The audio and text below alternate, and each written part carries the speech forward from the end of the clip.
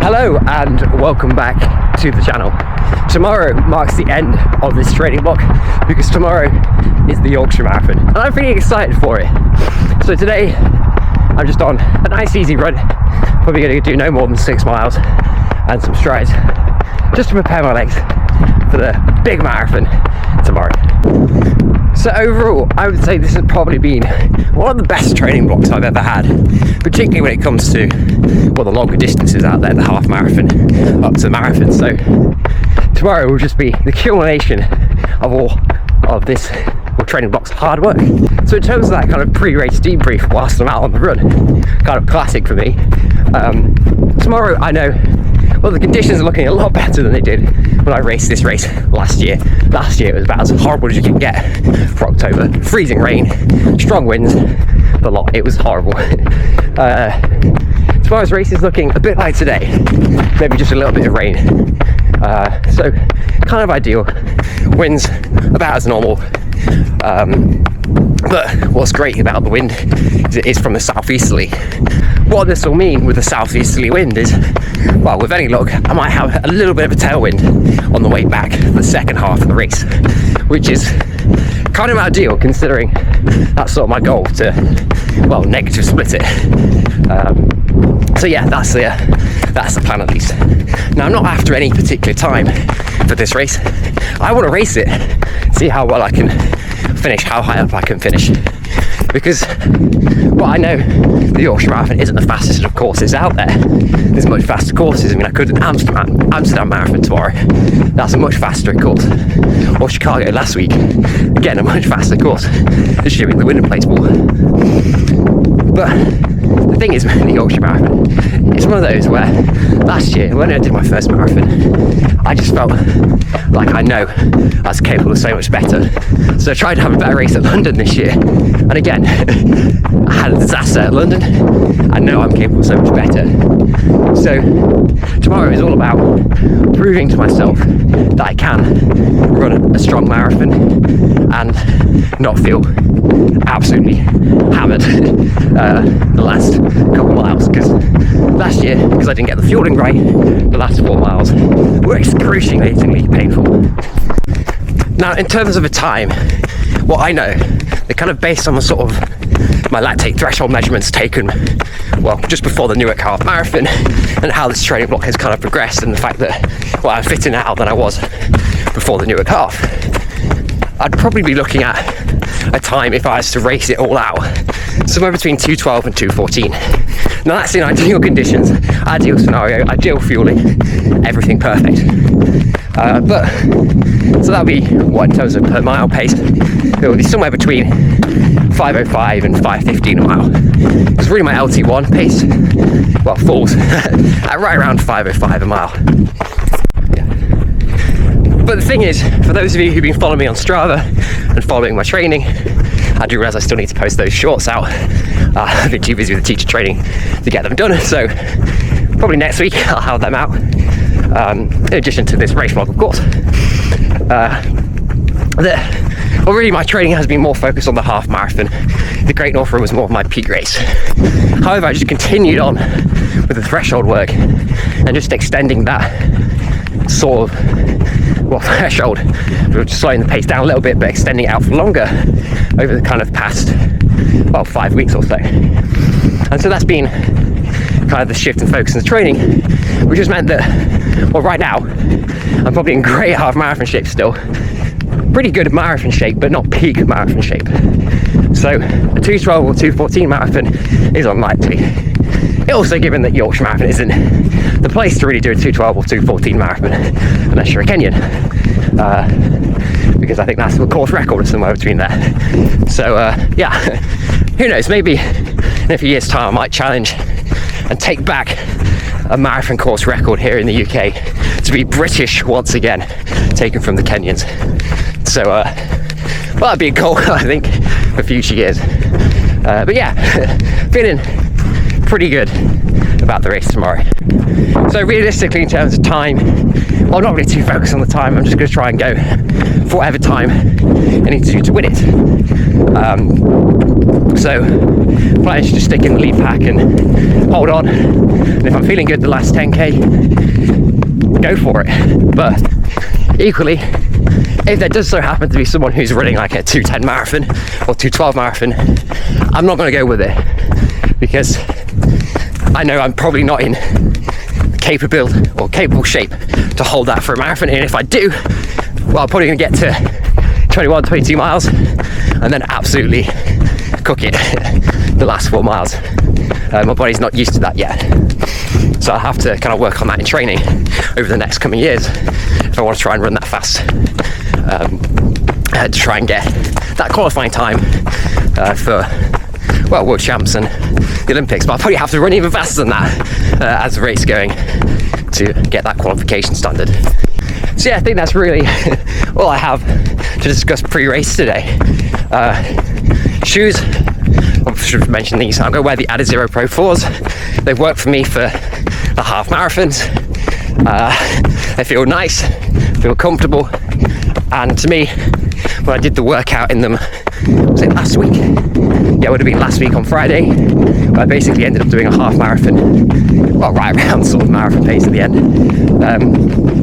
They felt so much easier to run that pace in than like the Alphafly 2s, which I've done before. So yeah, definitely I think they're the shoes to go for. And fueling wise, the SIS Beta Fuel gels have been the top gels for me. Easy to get down, no upset stomach, having high enough carbs in. Yeah, not really much more I really want from a gel. They're much better for me than Morton.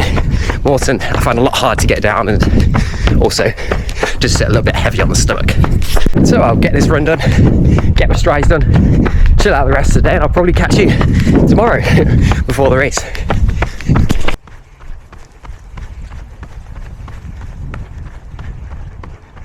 One, run like the wind, team, running! And we're off. The Yorkshire Marathon 2025 is well underway.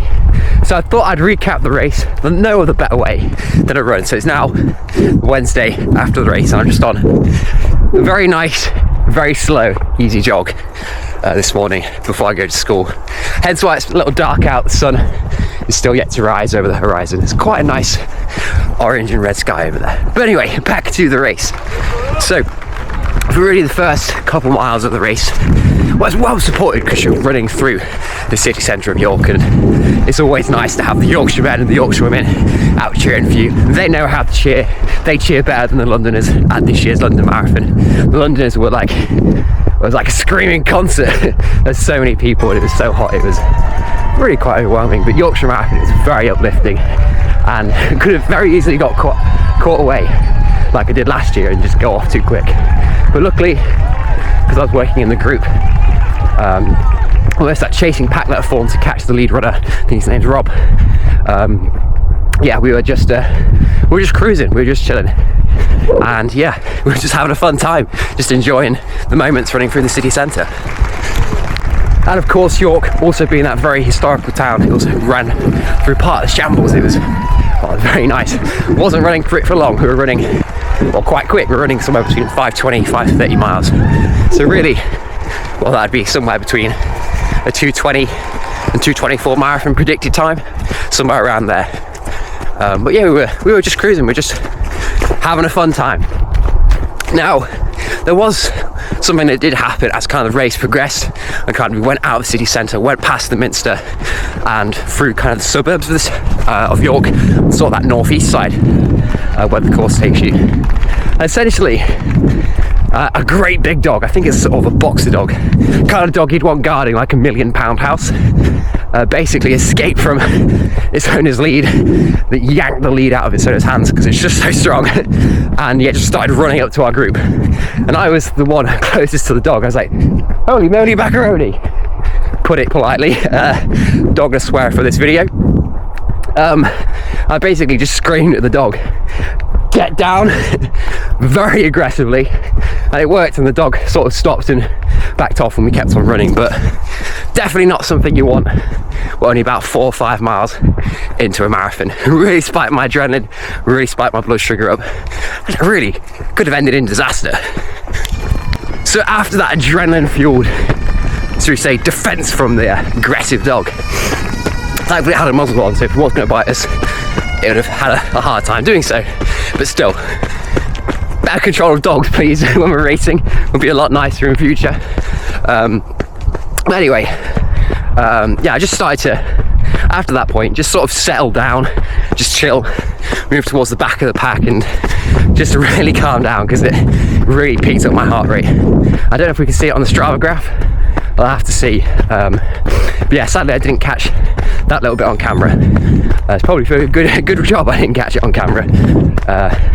But yeah, I've had to scream at dogs before when running, particularly when I went to visit Trish in El Paso. We had a dog chase us, and I had to scream at a dog that was about to bite me, get down, and it whimpered away and everything. But I don't like doing that, and really it's down to dog owners. Just keep the dog under control.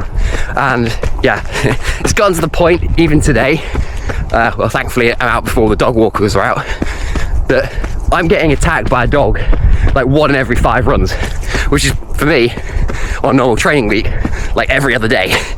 So yeah, something needs to be done about that. If you are a dog owner and you see me out running, please just make sure your dog's under control. I don't want to be attacked by your dog, and I don't want to scream at your dog, and I don't want to end up screaming at you too. But anyway, back to the race video. So as the miles tick by in the group, we were just ticking off, well, somewhere between 520, 530 miles, well, really all the way up to mile 8. Now, Rob up in front in the green vest, he was kind of trying to gap us a little bit more and more, but not by much. I think about by mile 8, he had about an 80-second gap on our pack. So I wasn't too worried at this point. My goal was to win the race. I didn't know if he went off too fast or if he's going to hold it. But I knew, well, I was being conservative for this first 10k of the race, which was my slowest 10k. Joint with the second, and what about the second 10k, just a sec. But I knew I could probably catch him in the second half if I'm feeling good and feeling strong, because my plan on Sunday was to go for that negative split, and boy did we achieve a negative split. So just after mile 8 comes, well, one of the only hills on the course. And it's not even that bad of a hill. I'd probably liken it to the hill at the New York Half Marathon. It's probably just, I think it's about the same in length, probably just about a similar steepness. So it's really not that much of a hill. You don't have to slow down that much to run up it. And yeah, I also kind of want to break down the misconception, because a number of people who I've talked to, a number of runners too, it's like asking like, oh, you're doing the Yorkshire Marathon, isn't that hilly? The Yorkshire Marathon isn't that hilly. There's less than 600 feet of climbing throughout the whole race, which, well, over the course of the marathon, is really not that much. For my average runs on sort of rolling fields here in Nottinghamshire, don't know if you can see much with it being kind of low light levels this morning. Yeah, it's on average I'm probably getting, for like a 10-mile run, close to 500 feet of elevation gain. And granted, I do feel sort of some of the rolling hills in that, but they're not that bad at all. But yeah, after mile 8, where I was running more consistently 520, 530 miles, comes the slowest mile of the race for me. Because, well, ultimately, before the start of the race, I kind of warmed up a little bit too early and did sort of a light warm-up before the marathon. Only 10 minutes of easy running and a couple strides. And yeah, because I warmed up, well, pretty much, and had half an hour to spare at the start line, I was just sipping on my water. And I sipped on too much of my water, to the point where, well, 8 miles into the race, and it's on a cool day, not too dissimilar from today actually. Well, today actually has a little bit less wind, so it's probably better racing conditions today. But anyway, when it comes to sort of me sipping on too much water, mile 8, I started to be in quite a bit of discomfort and just really need a wee. So I had to, well, zoom to the Portaloos at this point, just after this hill, which also had a nice downhill to it, which was very nice too. And yeah, just get it out. I was probably in there for about anywhere from 30 to 45 seconds looking back. It's probably close to 45 seconds. But of course, well, that 45-second pit stop did mean I then had to kind of catch up to the group I was working in, and I even fell further behind than the lead runner. So I went from probably 80 seconds to, well, 125 seconds, literally 2 minutes behind at that point. But luckily for me, I was working well within myself the first sort of 8 miles, that I could then pick it up from that point. And basically, after that pit stop, I did not look back. All my mile splits were faster than 5:18 a mile from then on. And actually, whilst we're going over some of the like back wooded sections, it's just surrounding wood, we're still running on road. It's a road marathon, of course. I actually say this to the camera, get ready for the sort of the live race footage commentary. So I just had to stop for a quick bathroom break. I was desperate for a wee. So yeah, falling off the group a little bit, but slowly reeling them back in. And yeah, just slowly start to pick it up. We're now with about 16 miles left. So yeah, I had basically trying to catch up to that group, and it took me pretty much to about the halfway mark till I kind of fully caught them up. And then at about 13 and a bit miles, I can't remember exactly, I then sort of lashed onto the front of the group, and then just wanted to see how far ahead the leader was at that point, see how far Rubber was ahead. Because there was a switch back, I think just after mile 14, where we could always time ourselves to see how much of distance there was. And I think it was about 600 meters, or it was about somewhere around 90 seconds. So I'd made up quite a bit of time then in the last 4 miles. So yeah, from that point on, just after mile 14, didn't look back, sort of just went for it, kind of separated myself from the group. Part of that was I wanted to kind of keep the momentum I built up over the past 4 miles where I was catching them, and just also I was feeling strong, and I knew I had a faster second half in me in the race, so I just went for it. And for the second half of the race, well, I would say it's kind of where the challenging bit starts, because the second half of any marathon is always the hardest half, but also it's where we sort of have some of the rolling hills and you're almost switching back on yourself a couple of times. But the support, particularly at Dunnington, was an amazing source of my old uni friends, and yeah, really at this point I was just feeling uplifted, feeling strong, feeling good. The gels I was taking were keeping me well fueled. SIS Beta Fuel are by far the best gels I've ever taken, and I really felt the fueling effects. And they're also easy to get down and taste great. Not really anything more you want from a gel. So I was taking each of these gels, which contain 40 grams of carbs, every half an hour in the race, starting at 20 minutes into the race. And well, I was just feeling well and truly well fueled up. And so much so, I was actually worried I was going to hit the wall, but that didn't happen. And I did make sure, kind of towards the back end of the race, to almost load in a little bit more gels, just so I didn't hit the fuel, or didn't hit the wall even. So my 4th and 5th gels were 20 minutes apart, and my 3rd and 4th gels were 20 minutes apart, just so I'd feel the effects of all those gels come the finish of the race.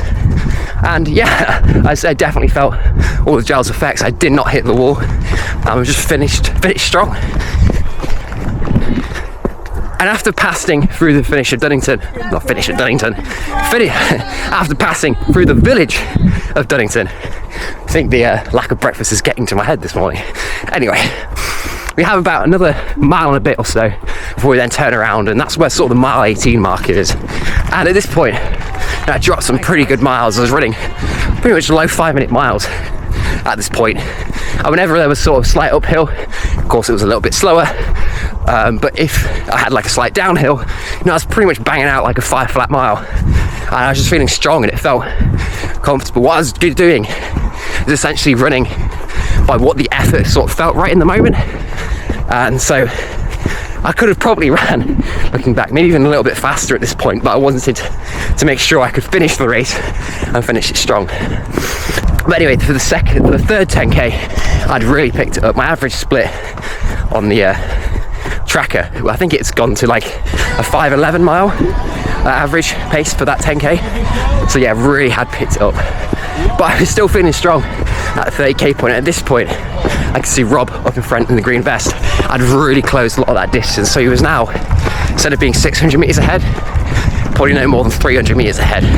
And I knew, well, I was going to really pick it up the last 10k and just go for it. And so I think it got to about mile 21, there's a slight downhill on the course, drop a sub 5 minute mile. I just really catch up to him, and yeah, just went for it. Yeah, didn't look back, just kept that momentum going pretty much all the way to the finish. So for this last 10k, well, it's kind of a little bit weird because it felt like sometimes I had a tailwind, sometimes I had a headwind. So every time we turned left on the course, I was greeted by a lovely headwind. Every time I turned right, I had no headwind. So I think that's all to do with the fact it's a southeasterly and we're almost coming across the wind. But yeah, it was kind of a bit weird, but it was just it was fun at the same time because I was feeling strong. And we also had to join, I think, with the 10-mile runners just after mile 22. And the number of times people said, "Go on, let's go, Bullumanek," in kind of the biggest Yorkshire accents you can think of. It was amazing, it was so uplifting. And yeah, honestly, there's nothing, don't think there's a much better feeling than having many Yorkshire people cheering for you as you, as you go on in a race. It's a really great feeling. So for my last 10k, I think my slowest mile split was a 5:10 and my fastest was a 4:57. So I really did pick it up this last 10k. And yeah, I was worried I was going to hit the wall, but I didn't really feel it. Didn't feel low of energy. I think part of that is the gels, part of that is tapering well, and also just fueling in the days before. Well, I mean, that's all it takes to run a good race and not hit the wall. Feel right in the days before the race, and also pace the race right and go by the effort that feels right rather than just solely the pace. And as we kind of turn into Osbaldwick, going through some of the places actually I used to live when I was at university at York, well, a couple of years back now, I was just feeling all the crowd, feeling all the cheer. Someone had rocky music playing, and I was like, yeah, let's go. Exactly what I needed at that point in the race. So yeah, it was just really good fun. I was enjoying myself. Now, I was quite a lot of 10-mile runners as I was approaching towards the finish, and thank goodness for the lead cyclist doing a great job kind of keeping them over to one side so I didn't plough through people. I only almost ploughed through one person who crossed just in front of me. I basically shouted at them to kind of get out of the way. So sorry if I scared you, because I know I certainly scared a few people when I shouted that. But yeah, I just basically kept the momentum going to the finish. But before we finish, there is the monster of the hill, one of the only hills actually in the city of York, and that is the hill going up to the campus. It's really not that much of a hill. I ran it every morning for my third year at uni. When I did my morning runs, I also had to walk up it every day to get to my lectures. And I always thought to myself when I do the Yorkshire Marathon, this isn't that much of a hill, it's no bother. I still kind of stand by that, because Sunday, I think I've done the race today, still that fresh in my mind.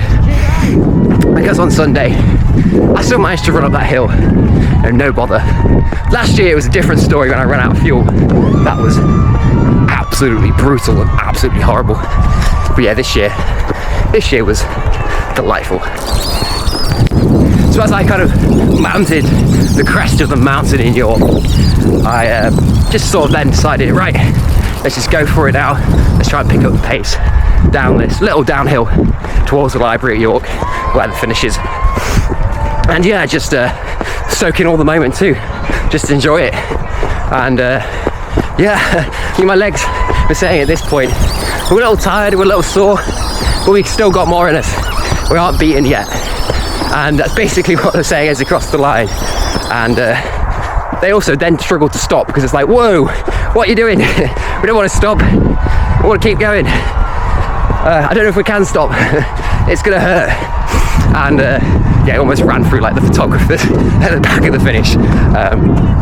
So yeah, it was a good fun race, and I saw the time and I was like, oh, did not expect that. So 2 hours, 18 minutes and 15 seconds for the marathon, and well, the fastest marathon at the Yorkshire Marathon ever done by a Brit. I've checked that on the results, but not the fastest ever Yorkshire Marathon. That course record still belongs to the Kenyans. I think it's Ed Korea, who holds that at like 2:13 or something. So that'll be certainly a future target to work on in the future. So yeah, kind of looking back, well, that last 10k, I averaged 5:03 a mile on kind of the official results for that last 10k. So yeah, definitely closed the last 10k of the marathon feeling hard, well, pretty hard in comparison to my other 10ks, but I still felt strong and still felt good. So I certainly know there's a faster marathon time in there somewhere, and so next year I probably won't be doing a marathon until, well, about this time next year actually. So that'll be the goal, see how fast of a marathon we can do. So yeah, if you split sort of my half marathons up in this marathon, well, my first half was a 71:15, my second half was like a 67 flat. So yeah, definitely a sub 2:15 marathon there somewhere, I think. Now after the race, I was actually feeling that good still that I kind of wanted to do a cool down. So I just did 10 minutes around the old Stolping grounds of 22 acres at the University of York, and used to do so many fartlek sessions on the grass around this playing field. It's a really nice playing field to run on, and great for cross-country training. Yeah, I think that's really all I have to say about the actual running itself. Really just was enjoying myself, enjoying York, and obviously after the race had to get the post-race burger and chips from a local pub, and yeah, just enjoy the celebrations. It still hasn't fully sunk in that I ran the 2:18 marathon. I think it's starting to sink in today as I'm sort of recapping the race itself. But yeah, I'll probably feel it a bit more next week, that actually what I've done is a real achievement. I mean, well, I knocked off 10 minutes off my PB that was set at the Yorkshire Marathon last year, so you know, huge jump there. But that's kind of to be expected, because last year was certainly a subpar performance for me. This year was definitely more in line in what I'm capable of doing, and it just felt good to actually finish a marathon for once and not end up in the medical tent afterwards. It's so much nicer experience when you're not in the medical tent straight after the race. So I think that's really all I have to say. Thanks for watching. Stay tuned for more videos. Do have more coming next week when it's half term and I have more time on my hands.